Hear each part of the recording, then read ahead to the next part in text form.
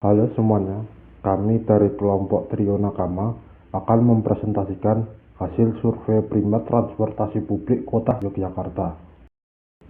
Oke, sebelum itu perkenalkan kelompok kami mulai dari saya, Immanuel Setia Wicaksana dengan NIM 2330020. Transportasi publik adalah elemen vital dalam sistem perkotaan.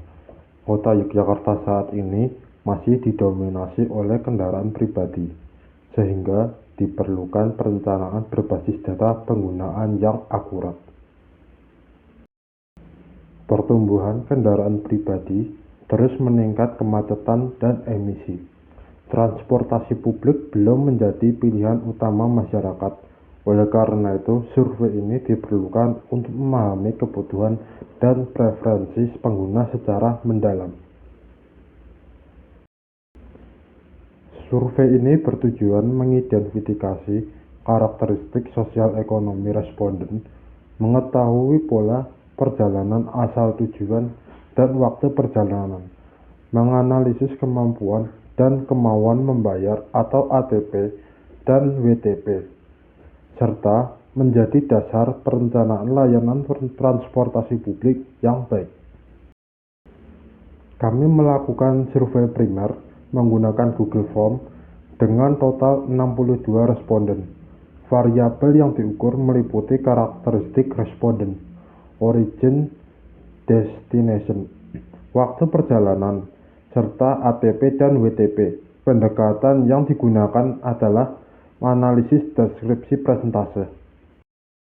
Kuesioner kami mencakup 20 pertanyaan yang terbagi dalam beberapa kategori, mulai dari data demografis seperti usia dan pendapatan, kepemilikan kendaraan, pola perjalanan, biaya dan waktu perjalanan, lokasi asal dan tujuan, hingga preferensi terhadap sistem tarif dan layanan angkutan umum. Perkenalkan, nama saya Alejandro Vigo Manoputi dengan NIM 233100024. Ya, di sini kategori usia saya akan menyampaikan hasil survei dari segi usia. Mayoritas responden adalah mahasiswa usia 18 sampai 25 tahun dengan sebesar 56,45%. Diikuti kelompok 26 sampai 35 tahun dengan sebesar 24,19%. Kelompok pelajar dan usia di atas 35 tahun masing-masing 99,68%. Ya, untuk pendapatan 35,48%.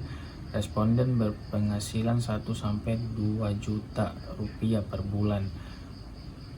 Untuk 27,42% kurang dari 1 juta, dan untuk 24,19% berpenghasilan 2 sampai 3 juta rupiah. Ini menunjukkan mayoritas responden berada di kelompok ekonomi menengah ke bawah.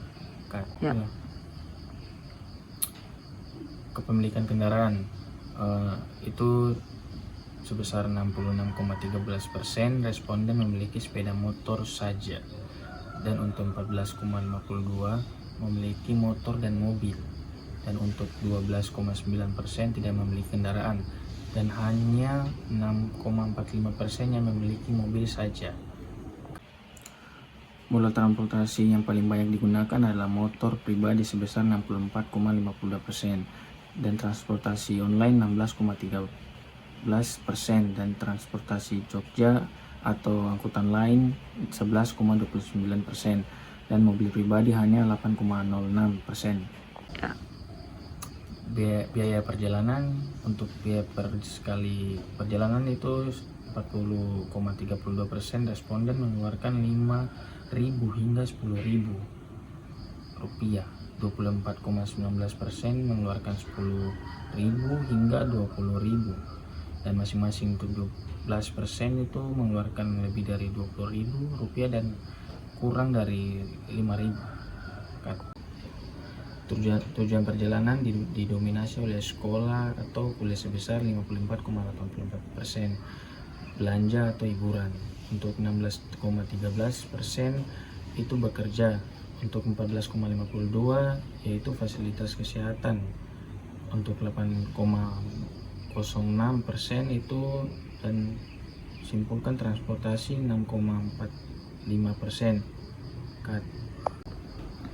Waktu mulai perjalanan, waktu keberangkatan paling banyak adalah pukul 7.30 sebesar 32,26%, kemudian pukul 7 sebesar 19,35%, dan pukul 6.30 sebesar 16,13%. Ini menunjukkan konsentrasi perjalanan pada jam pagi.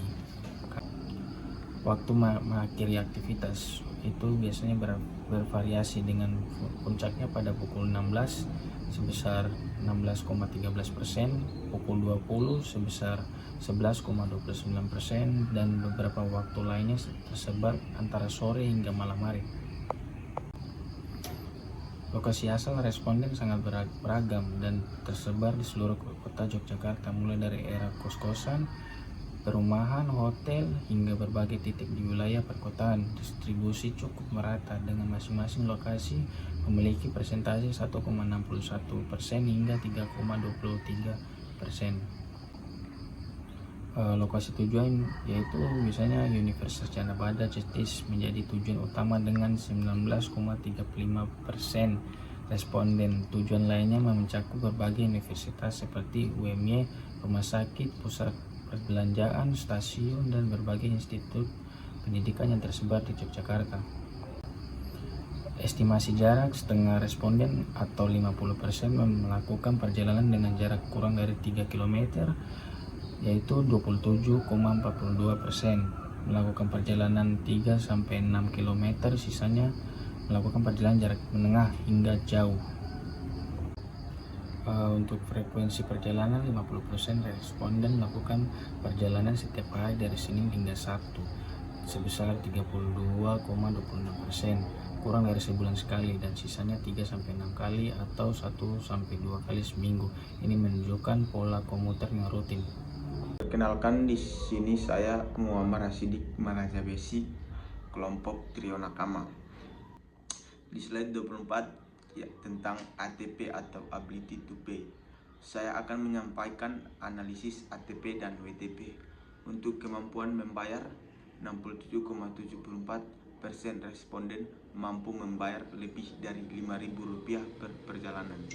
Hanya 8,06% yang kemampuannya di bawah Rp3.000. Slide 25. WTP, willingness to pay.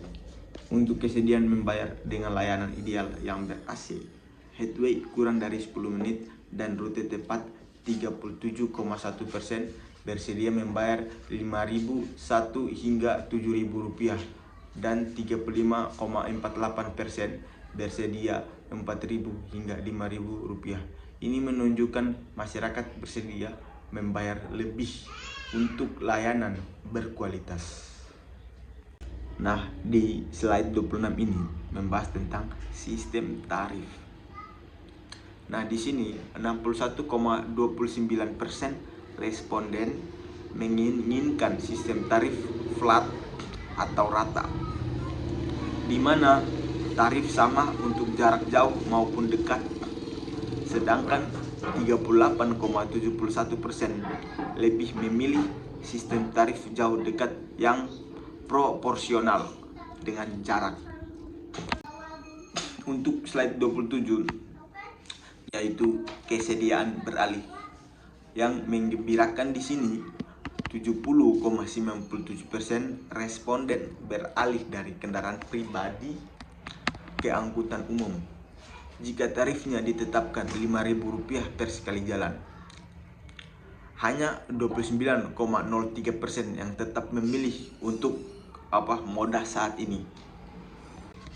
Nah, kali ini di slide 28 tentang faktor pendorong, yaitu faktor utama yang mendorong peralihan adalah kecepatan perjalanan, yaitu sebesar 33,87%, kenyamanan yaitu sebesar 24,19%, keterjangkauan tarif sebesar 22,58%, dan keandalan jadwal yaitu sebesar 19,35%. Nah, kali ini di slide 29 prioritas kebijakan. Mayoritas responden 53,23% menginginkan pemerintah memprioritaskan jalur bus khusus atau busway. Sebesar 30,65% menginginkan subsidi tarif signifikan. Sebesar 12,9% integrasi penuh dengan Trans Jogja, dan hanya 3,23% yang memilih menaikkan biaya parkir kendaraan pribadi. Di slide 30 yaitu desain rute. Untuk desain rute, 38,71% responden menginginkan rute yang lebih panjang dan melewati banyak POI untuk aksesibilitas luas. Sebesar 29,03% memilih rute pendek yang fokus pada satu POI utama agar lebih efisien. Slide 31 yaitu tingkat kenyamanan. Preferensi kenyamanan terbagi rata. 27,42% mengutamakan murah dan cepat. 27,42% menginginkan AC dan WiFi. 24,19% menginginkan AC tanpa WiFi, dan terakhir 20,97% memilih nyaman dan bersih meskipun tanpa AC. Nah, untuk slide 32 yaitu kesimpulan.